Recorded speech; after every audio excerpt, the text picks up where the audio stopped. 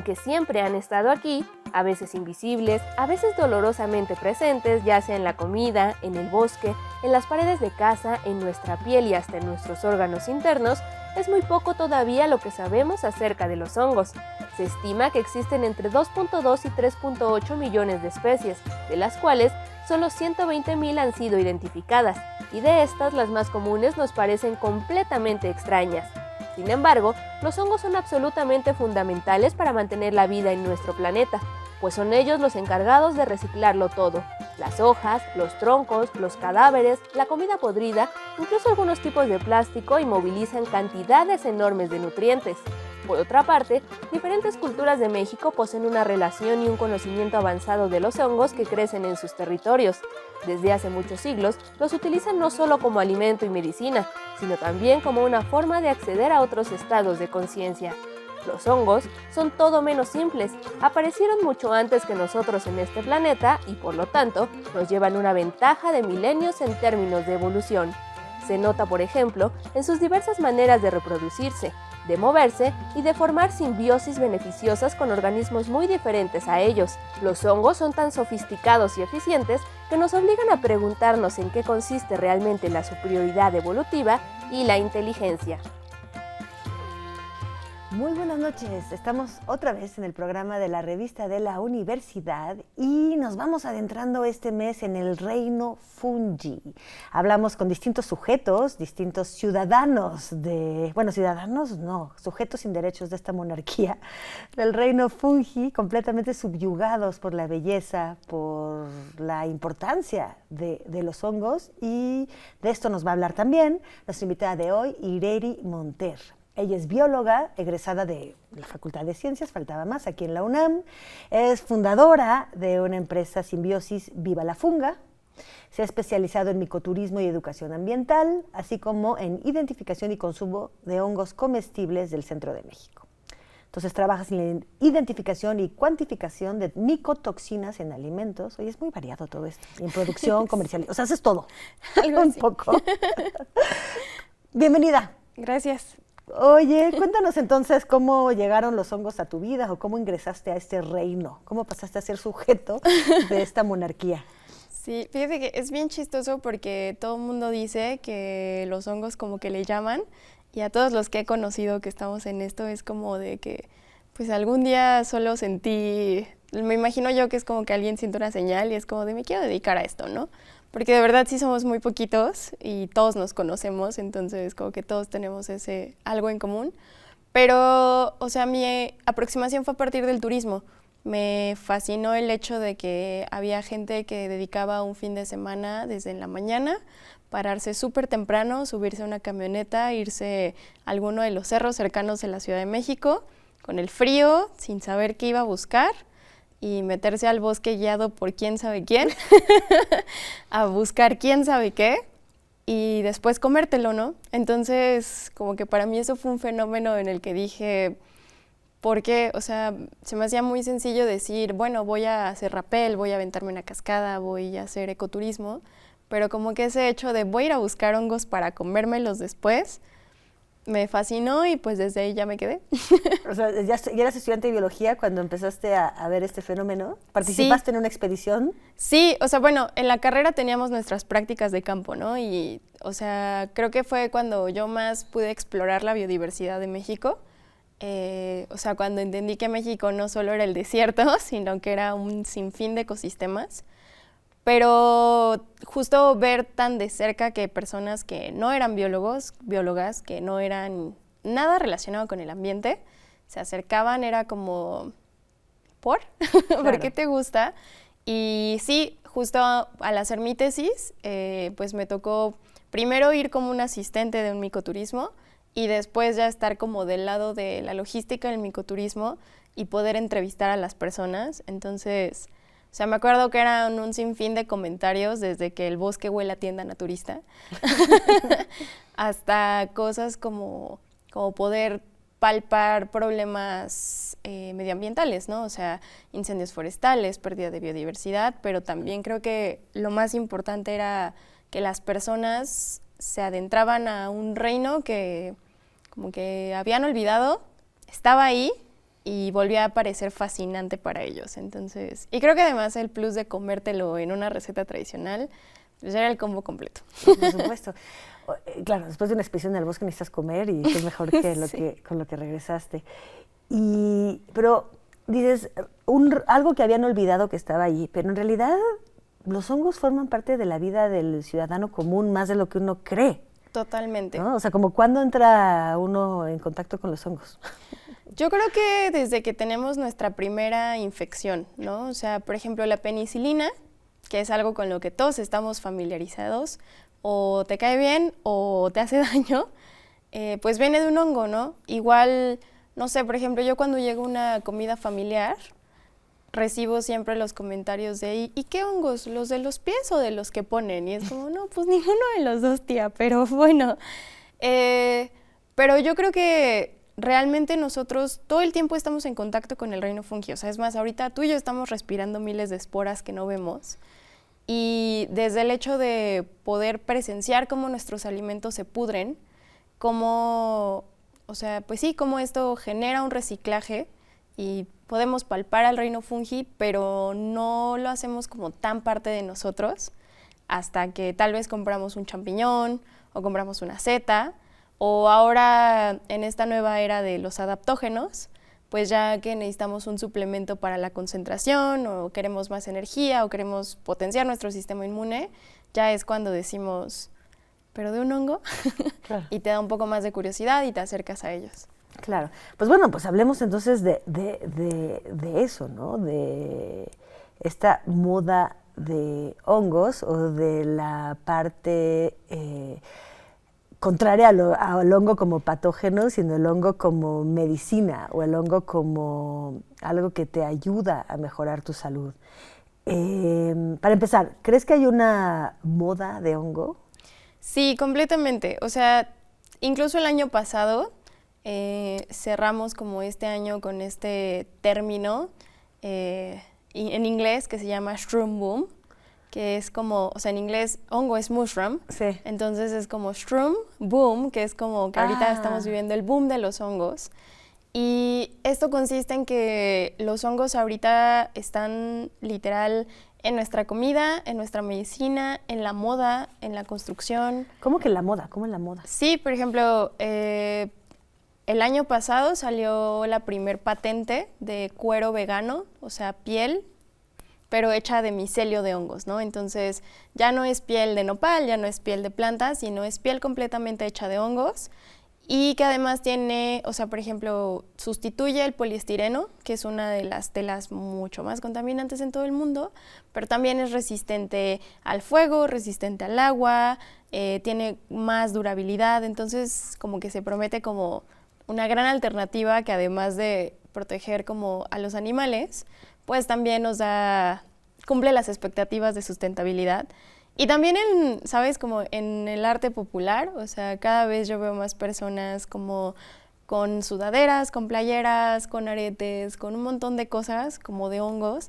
Yo me puse, alguien aquí en TV UNAM traía su collarcito de hongos y le dije, oye, préstame el honguito para el programa. Sí, justo. Y, ¿sabes? Son cosas que antes tú solo veías en un congreso de micología, porque los congresos de micología, como que todos los micólogos y micólogas sacamos nuestras, así, como que todo ese arsenal de cosas que compramos en curiosidades, pero ahora ya lo ves como también en personas que no necesariamente, o tal vez ni siquiera les gustan los hongos, pero les gustó como la prenda y cómo se veía. Entonces, por ejemplo, en la moda ahorita está siendo muy utilizado, digo, en los biomateriales, o sea, ya ahorita hay cosas que se construyen, o sea, muebles. Sí, por ejemplo, el año pasado en la Design Week, que es esta semana como del diseño y todo este rollo en México, se presentó incluso una lámpara hecha de micelio de hongos. Entonces, todo esto ya es como, sí están en tendencia. Pero a ver, la tendencia y la moda tiene una connotación negativa que implica lo pasajero, como la llamarada de petate, como de repente el llevar al consumidor a comprar frenéticamente cierto tipo de productos antes de que salga la moda siguiente. ¿Es una moda para quedarse? O sea, ¿hay algo de fondo mucho más importante que merece este entusiasmo?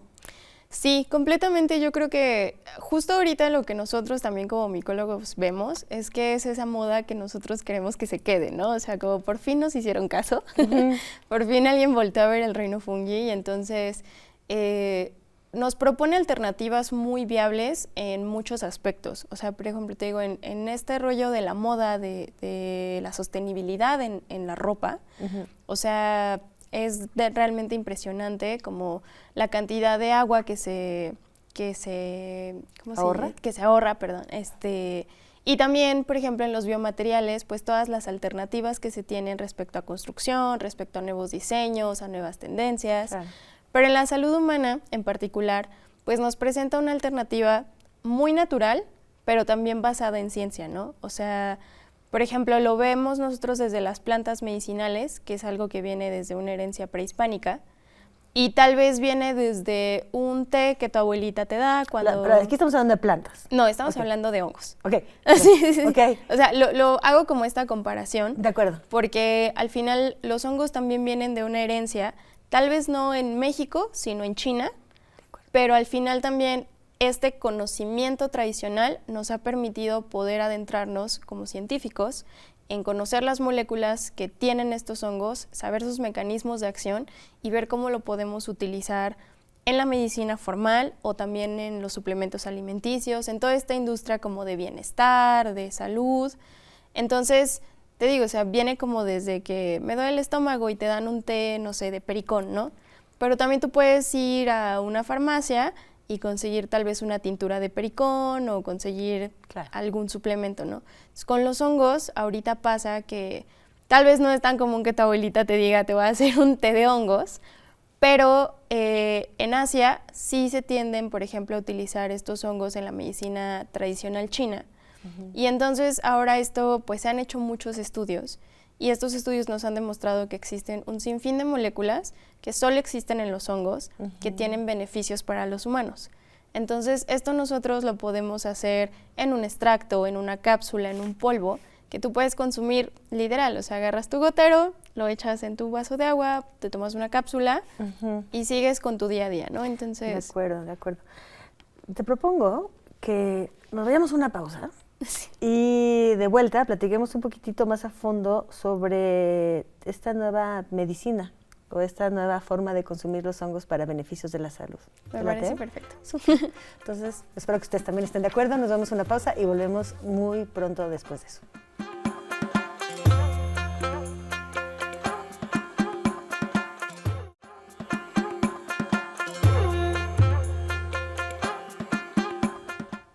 Estamos de vuelta con Ireri Monter. Estamos hablando del consumo de hongos, sobre todo para fines medicinales. Estábamos entrando a este tema. Nos contabas que la medicina tradicional china se consumía, se sigue consumiendo porque la medicina tradicional china sigue practicándose, hongos. Sí. En México, o sea, en Mesoamérica, o por lo menos en nuestro continente, ¿no se daba el caso?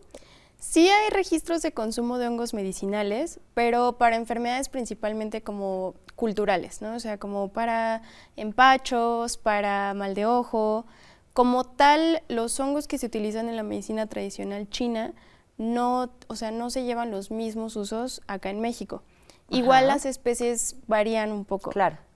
Por ejemplo, ahorita los hongos como más utilizados que provienen de esta medicina, que son también los hongos que más se comercializan ya a nivel mundial como hongos medicinales, es la melena de león. Sí, se escucha muchísimo de esa melena. Sí. Aparte tiene un nombre espléndido. Sí, y el hongo es Yo increíble. quiero eso. Es padrísimo. Yo, por ejemplo, soy una persona muy distraída y, o sea, pero de verdad, de que yo estoy hablando por teléfono y digo así como, oye, ahorita te marco porque no encuentro mi celular.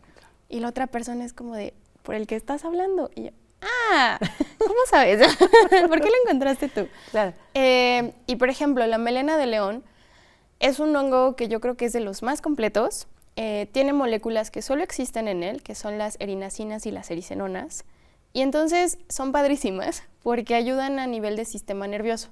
Lo que hace este hongo es que hace que nuestra sinapsis neuronal sea un poco más rápida. Y al mismo tiempo también nos protege de enfermedades neurodegenerativas, es decir, o sea, aquellas que hacen, por ejemplo, Alzheimer, Parkinson, Pero también han hecho estudios en donde respecto al estómago, este hongo, por ejemplo, personas que tienen úlceras gástricas, ayuda a que sus mucosas gástricas vayan regenerándose, que su microbiota intestinal también esté más saludable. Y entonces es un hongo... Bueno, de hecho, en la microbiota intestinal de por sí tenemos hongos, ¿no? Justo, sí, Bacterias, también, hongos, todo. de todo. Y por si no fuera poco, también funciona como un ansiolítico, porque el hecho de que tú estés concentrado te ayuda también a bajar tus niveles de cortisol. Cierto. Y a estar como completamente... Nosotros, por ejemplo, vemos mucho esto en una tendencia en las personas que nos dicen, es que consumo melena de león y tengo sueño. Como de, pero sueño de que bostezas. Es como, no, solo estoy tranquilo trabajando. Y es como, eso es no tener ansiedad. Claro. Eso no es tener sueño. Claro. Entonces, también eso hemos visto, ¿no? Pero la melena de león, por ejemplo, entonces no es original. ¿De dónde es original? El uso en China. Okay. Pero, bueno, ya se puede cultivar, o sea, ya hay cepas comerciales que se pueden cultivar vaya la redundancia, en cultivos que son indoor, o sea, que son en interiores. Sí. Y entonces tú puedes tener tu cultivo de melena de león, cosecharla, la deshidratas, la pulverizas y pasa por un proceso de extracción. El proceso de extracción nosotros lo hacemos en agua y en alcohol. Y esto es porque... ¿Nosotros te refieres a la empresa, o sea, sí, el laboratorio? Sí. El ciudadano común no puede consumir solo melena de león en polvito. Sí lo puede consumir y puede, o sea, para empezar también va a experimentar un sabor muy nuevo, muy parecido a los mariscos. Hay muchas personas que dicen que es muy similar el sabor a cangrejo. Pero al final los hongos en su pared celular tienen algo que se llama quitina y nosotros nos tardamos muchísimo en degradar la quitina. Okay. Entonces, en lo que metabolizamos toda la quitina, pues todos los componentes medicinales, ya fuimos al baño varias veces, ya consumimos otras cosas y es muy poco lo que nosotros realmente obtenemos. Se necesita una extracción para que nosotros realmente tengamos los metabolitos o las moléculas que nosotros queremos y podamos literal agarrar nuestra cápsula, nuestro gotero o lo que sea y poder consumirlas. Hay productos en el mercado, porque ya hay de todo, que nada más deshidratan y pulverizan y te lo venden como un polvo. Esos productos no tienen una extracción, entonces nosotros le llamamos biodisponible. No es tan biodisponible porque nuevamente no se rompió la pared de quitina, no pasó por todo el proceso de extracción. Entonces, ¿y en la medicina china tradicional sí pasaban por el proceso de extracción? Se hacían tinturas. Se hacían tinturas sí, de por sí. O sea, sí se consumía, o se hacían té, pero también se hacían tinturas. De acuerdo. Que sí, o sea, no estamos todavía hablando de producto farmacéutico, o sea, generado por biotecnología, sino de finalmente métodos bastante tradicionales. La pregunta, lo que me gustaría saber es, para empezar, ¿por qué estamos, o sea, los asiáticos que consumen más hongos tienen una mejor salud o por qué estamos copiando esto? Pues sí hay estudios en donde, por ejemplo, reishi es un hongo también súper famoso. Yo creo que ese es de los que en cualquier tienda naturista lo encuentras. Que sea buena calidad es otra cosa. ¿Verdad? Pero el reishi, por ejemplo, es un hongo que se caracteriza por ser antioxidante, pero también porque tiene moléculas que ayudan contra el cáncer. Entonces, por ejemplo, como antioxidante, o sea, vamos a verlo desde antioxidante, ¿no? En la medicina tradicional china se le llama hongo de la longevidad. Y entonces, estas moléculas lo que se ha visto es que las personas si tienen una mejor salud, o en el caso de personas que están en tratamientos de quimioterapia, su recuperación tal vez no es más rápida, pero sí es más amena después de una quimioterapia al consumir este hongo. ¿Por qué? Porque fortalece su sistema inmune. También, bueno, es toda una cascada de moléculas. Y entonces también nosotros vemos, por ejemplo, ya en productos cosméticos, que vienen como ingredientes ácido ganodérico, que es este componente como antioxidante del reishi, para que entonces cuando tú te pones tu suero o te pones algo, también ya tengas estos antioxidantes. Entonces sí, justo a través de esta evidencia de ver esta mejora y el no querer justo entrar a fármacos como más duros, o sea, como de luego, ¿sabes? Es que es impresionante ir al médico, o sea, yo acabo de tener una infección estomacal el fin de semana y regresas así, pareces farmacia, ¿no? O sea, y es como esta en la mañana y esta no sé qué, y estas dos para que todas estas no te hagan daño a tu estómago y todo así de, bueno, ok. Pero a ver, ¿qué relación tiene estos métodos digamos, naturistas con la farmacéutica. O sea, todavía no hay sintetización de esto. O sea, si tenemos este producto, si ya se detectaron cuáles son las moléculas activas, digamos, o las sustancias, ¿no se están generando también en el laboratorio? Sí, de hecho, o sea, hay varias, ¿no? Hay varias presentaciones. Desde la parte de suplementos, en donde o sea, un suplemento es aquello que tú tomas porque a tu cuerpo le hace falta, que puede ir desde vitaminas, o sea, que no necesariamente es un fármaco como tal, sino que es algo que tú quieres añadir a tu día a día, ¿no? Algún día alguien me dijo, es que yo creí que estaba deprimido y en realidad solo me faltaba vitamina A. Entonces me fui a hacer un examen general y solo necesitaba vitamina A, y yo así de, good to know. Sí, sí. Pero también ya, por ejemplo, justo también en la investigación en China, sobre todo, bueno, en Asia, ya estos componentes ya se meten a terapias más formales o ya en la medicina más alópata. Claro. Hay incluso empresas españolas también, o bueno, no solo empresas españolas, empresas sobre todo del otro lado del mundo, que ya te venden como tal la molécula en una cápsula o en un medicamento, o incluso, por ejemplo, ya se sintetizan y entonces ya se pueden utilizar en terapias formalmente contra el cáncer o contra enfermedades virales. Entonces, tenemos de las dos, o la que solamente está en la parte de la industria de los suplementos alimenticios, o suplementos herbales, mal llamado, porque acá somos hongos. Sí. Pero también estamos ya en la medicina alópata, ¿no? O sea, en la medicina en la que ya trae toda una dosificación, trae un método más ¿Y hay formal. alguno más conveniente que otro? Depende siempre del metabolismo de cada persona. O sea, a nosotros también nos preguntan mucho eso, ¿no? Como de, es que la dosis dice tanto a tanto.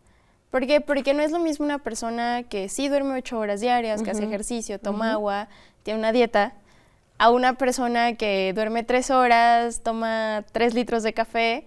O sea... No me veas directamente. Y yo... O sea, sí depende mucho cómo es nuestro estilo de vida, en cómo interactuamos con cada cosa que entra a nuestro organismo. Bueno, por supuesto. Sí. Pero bueno. Pero a ver, quizás la pregunta que tengo así como que me atormenta es otra vez todo este efecto de la globalización, ¿no? Estamos trayendo hongos de otros lugares, cultivando, o sea, ¿qué tan ecológico al final resulta esto, ¿no? O sea, transportar productos, o sea, no sé si todo se puede cultivar aquí, qué tan al final sí ocupan tierra, dices ahorro de agua, pero bueno, un hongo necesita agua, ¿no? De hasta donde sé, si les gusta la humedad. O sea, ¿qué tan ecológico resulta tanto el cultivo masivo de distintas especies de hongos como el transporte? Bueno, en este caso... yo lo llamaría, es un poco más sostenible respecto a, por ejemplo, en la parte alimenticia, o sea, del ganado, a cuánta agua consume un hongo, sí consume mucho menos.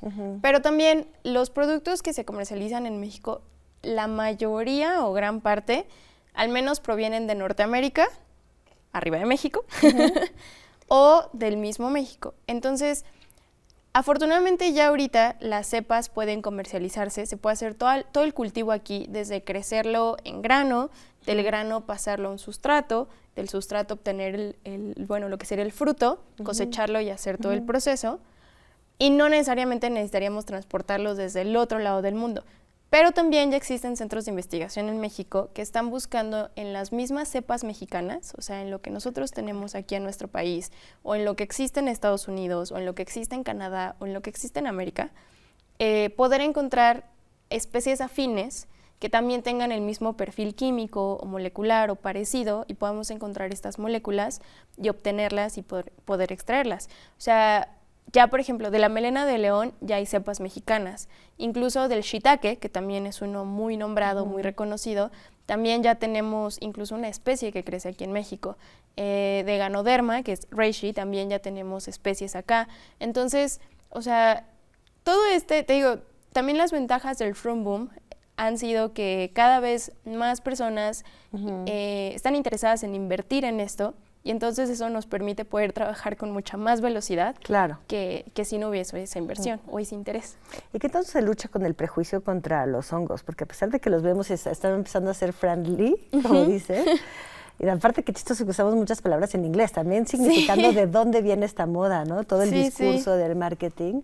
Finalmente, el hongo, como veíamos al principio, pues tiene toxinas, te infecta, te degrada, ¿no? Hay cómo se educa, cómo se hace además para separar bien, para controlar el desarrollo de los hongos que no son buenos, junto a los que sí son buenos. Fíjate que, por ejemplo, ahorita Digo, buenos para nosotros, buenos son, o sea, ellos son buenos en general, ¿no? Sí, completamente. Justo ahorita, con esta nueva serie de HBO creo que se llama Last of Us, no sé. Sí, Last of Us, sí. Yo no la he visto. Yo tampoco, pero cada que se trae un episodio yo tengo memes nuevos de mis amigos y yo que no la he visto. Pero justo trata como que estos hongos van a parasitar a los humanos y entonces nos van a matar y no sé qué, ¿no? Antipropaganda. Sí, yo sí sé, quítenla. No, pero ha habido muchos esfuerzos, por ejemplo, de la Fundación Fungi, que es de Chile, de Fantastic Fungi de Estados Unidos, o incluso también pues, de marcas más pequeñas aquí en México, en donde hemos hablado, lo padre de los hongos también es su versatilidad, ¿no? O sea, podemos tener hongos comestibles, hongos tóxicos, hongos patógenos, hongos que benefician el crecimiento, o sea, de verdad están en todo. Yo eso fue algo que palpé mucho en los últimos años de mi carrera, o sea, en la facultad, porque en mi servicio social yo lo hice en micotoxinas, que son estas cosas que te generan cáncer, ¿no? Entonces, yo llegué a un laboratorio en donde era, si comes mucho de esto, se te va a acumular y al rato te va a dar no sé qué, y yo así de, como que ya no puedo comer mi cereal favorito porque resulta que tiene micotoxinas, ¿no? Pero también entiendes que al final es todo un proceso, ¿no? O sea, si tú comes diario esto, solamente te vas a enfermar. Pero también está el otro lado, ¿no? Como hay cómo contrarrestarlos. Entonces yo creo que es un equilibrio, es hablar y hacer mucho como esta divulgación. También, ¿sabes? Desde la ética de una marca es trabajar mucho también con la parte de, estamos vendiendo esto, pero también te estoy explicando cómo es, cómo viene y por qué es padre consumirlo, ¿no? No solo porque esté de moda y qué beneficios te va a traer. Claro. Entonces, mucho de esto también viene de la parte de la colaboración, tanto con la academia como con las mismas personas que se acercan a ti. Ya no ser como ese científico cascarrabias de, no sé, sino empezar a compartir y divulgar el conocimiento. Y justo abrir la apertura como de este tipo de canales, ¿no? En donde nosotros podamos compartir lo que hay, que sí hay hongos patógenos, que sí no es padre tener una infección de hongos, pero que también hay hongos que son súper nutritivos, súper beneficiosos, y no solo para una enfermedad, sino para un montón, pero que tampoco son como la panacea, ¿no? No, es como para prevenir, estar simplemente más fuerte. Muchas gracias, Ireri, por venir aquí justo a compartir este conocimiento. Y bueno, pues ha terminado un programa más de hongos. Nos vemos la próxima semana. Coman su sopita.